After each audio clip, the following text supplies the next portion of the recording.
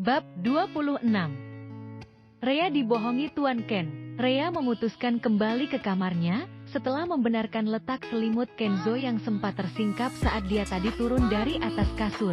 Lagi-lagi Rhea hanya bisa meneguk ludahnya, ketika melihat dada bidang Kenzo yang semalam dia peluk dan elus itu.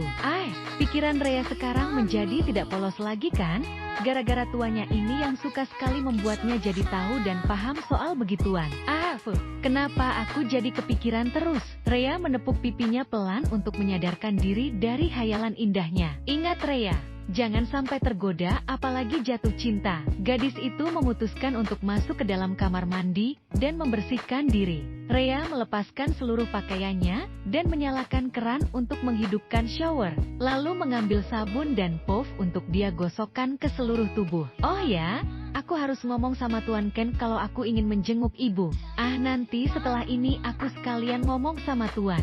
Gumam Rhea mengingat, jika dia tidak bisa menghubungi adiknya untuk menanyakan keadaan sang ibu yang sudah melakukan operasi. Setelah beberapa saat, akhirnya Rhea selesai membersihkan diri dan keluar dari dalam kamar mandi. Saat Rhea menghadap cermin, matanya fokus pada leher bawah karena ada noda merah di sana. Rhea menggosok warna itu, tapi tetap tidak hilang, bahkan tambah memerah. Tuan Ken. Kenzo sudah rapi dengan setelan rumahan yang disiapkan oleh Rhea. Pria itu memang tidak masuk ke kantor karena keadaannya yang masih belum stabil. Rhea sejak tadi cemberut dan tidak mau menatap ke arah Kenzo. Melihat tingkah pelayan pribadinya itu, membuat Kenzo penasaran. Kenapa?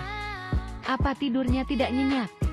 Tanya Kenzo saat Rhea membereskan baju-baju kotornya dan akan diserahkan ke bagian petugas pencuci pakaian. Tidak Tuan. Jawab Rhea singkat. Kenzo mengerutkan keningnya, lagi-lagi Rhea cuek sama dia. Kok kamu kelihatan marah gitu? Kamu marah sama aku? Tanya Kenzo akhirnya. Rhea menutup-tutup keranjang itu dan langsung berbalik menatap Tuan Ken dengan tatapan memicing. Tuan, apa yang Anda lakukan semalam? Kenapa leher saya merah-merah? Tunjuk Rhea ke arah lehernya. Kenzo mengamati leher Rhea dan ternyata benar. Bagian yang dia hisap semalam menimbulkan bekas merah.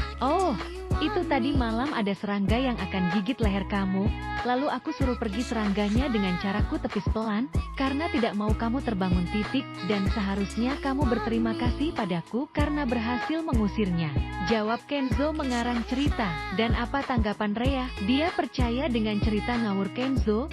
Rhea mengangguk dan akhirnya bisa tersenyum kembali. Haduh Kenzo, kenapa kamu mengelabui Rhea dengan kebohongan yang tidak masuk akal? Tuan, bolehkah saya izin pulang? Saya ingin bertemu dengan ibu saya, soalnya nomor adik saya tidak bisa dihubungi, saya hanya ingin tahu bagaimana keadaan beliau setelah operasi. Izin Rhea. Mendengar hal itu, Kenzo berjalan mendekat, menepis jarak di antara mereka. Rhea menunduk, tidak berani menatap Kenzo yang sepertinya tengah menatapnya tajam. Aku akan meminta Kelvin menghubungi adikmu agar kamu bisa mengetahui kondisi ibumu. Tapi kalau izin untuk pulang, tidak bisa. Kamu di sini belum lama, dan peraturan rumah ini tidak boleh pulang selama setahun penuh. Dan baru boleh mengambil cuti untuk pulang kampung itu pun harus gantian dengan pelayan yang lain.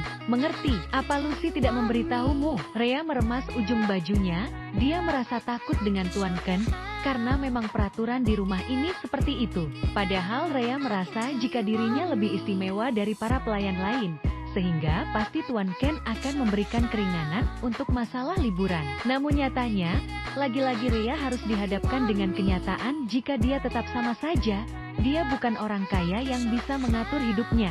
Rhea harus sadar, jika dia hanyalah orang miskin yang menggantung hidupnya pada Tuan Kenzo. Melihat Rhea yang masih menunduk membuat Kenzo menghela nafas.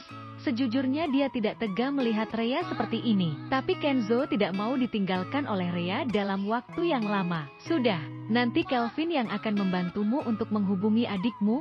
Aku yakin ibumu pasti baik-baik saja. Setelah mengucapkan hal itu Kenzo masuk ke dalam ruang kerjanya yang dihubungkan oleh pintu yang berada di dalam kamarnya. Rhea mengusap sudut matanya yang berair. Seharusnya dia tidak meminta lebih, dan yakin jika ibunya pasti baik-baik saja. Seharusnya dia bersyukur Tuan Ken telah membiayai seluruh biaya operasi dan pengobatan sang ibu. Seharusnya kamu bersyukur Rhea, percayalah pada Tuan Ken, karena dia pasti akan memberikan yang terbaik, seperti apa yang telah ia janjikan. Gumam wanita itu dalam hati. Kemudian Rea melangkah berjalan keluar dari dalam kamar itu.